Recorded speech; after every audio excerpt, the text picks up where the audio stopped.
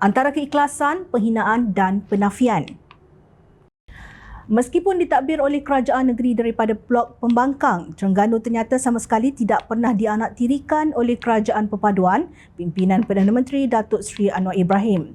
Fakta yang tidak boleh dinafikan, Kerajaan Persekutuan menyediakan peruntukan pelaksanaan projek pembangunan agak tinggi untuk Terengganu yang ditadbir PAS.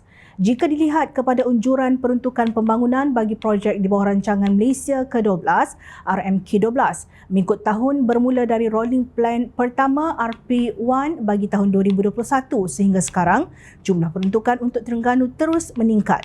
Pada RP1 RMK12, sebanyak RM725.96 juta telah diluluskan dengan jumlah sebanyak 225 buah projek. Pada tahun 2022 iaitu RP2 RMK12, sebanyak RM1.37 bilion telah diluluskan bagi 365 projek, manakala RP3 sebanyak RM1.39 bilion pula diluluskan melibatkan 407 buah projek.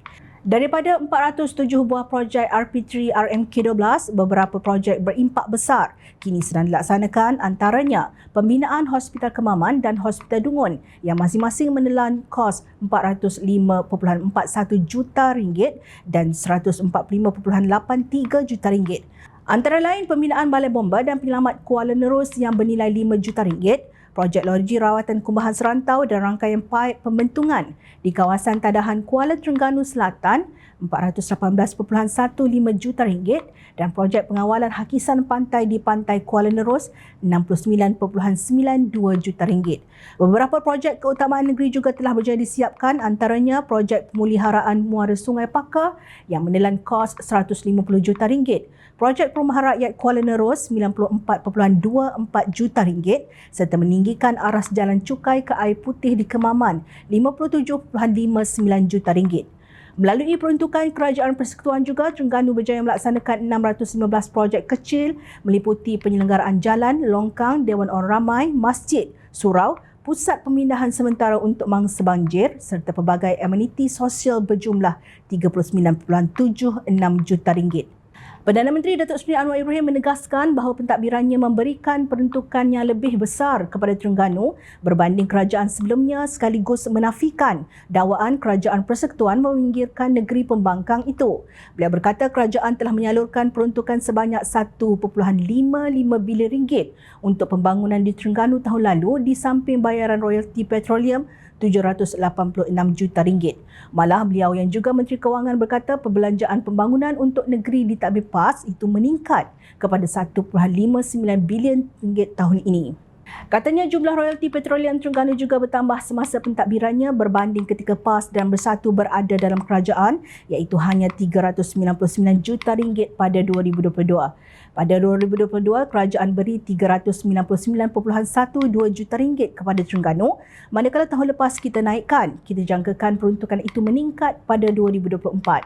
Peruntukan untuk membangunkan Terengganu juga meningkat daripada RM1.55 bilion pada 2023 kepada RM1.59 bilion dalam bajet.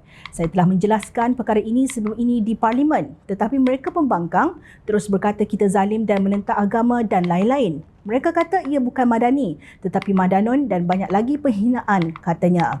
Bercakap pada mesyuarat bulanan Kementerian Kewangan di Putrajaya, Anwar berkata dana disalurkan terus kepada rakyat dan bukannya kepada ahli parlimen mana-mana kawasan. Beliau juga menyentuh tentang peruntukan yang disekat kepadanya semasa UMNO PAS Bersatu mengetuai Putrajaya. Meskipun Menteri Kewangan 2 Amir Hamzah Azizan sudah jelaskan mengenai perkara itu di parlimen, mereka tetap memanggil kami zalim. Semasa saya menjadi pembangkang berpuluh tahun, kita tidak menerima sebarang peruntukan, termasuk ketika UMNO PAS Bersatu menjadi kerajaan. Ketika itu tidak zalim, tetapi sekarang zalim. Bolehkah undang-undang Islam berubah mengikut pakatan politik? Kalau dulu zalim ya, sekarang pun zalim, sindir Anwar. Jangan sesekali dilupakan, semasa sidang Dewan Rakyat pada 6 Mac lalu, Menteri Besar Terengganu Datuk Seri Dr. Ahmad Samsuri Mokhtar meminta penjelasan daripada Anwar mengenai tunggakan bayaran royalti minyak kepada negeri itu tahun lalu. Ahli Parlimen PAS itu mendakwa negeri itu masih belum menerima kira-kira RM1 bilion daripada kerajaan pusat. Lupakah Ahmad Samsuri bahawa kerajaan perpaduan telah membayar dana khas atau wang ehsan berjumlah RM786 juta kepada Terengganu untuk tahun lepas? Di samping itu, Kerajaan Persekutuan juga telah memenuhi semua obligasi pembayaran geran persekutuan kepada negeri.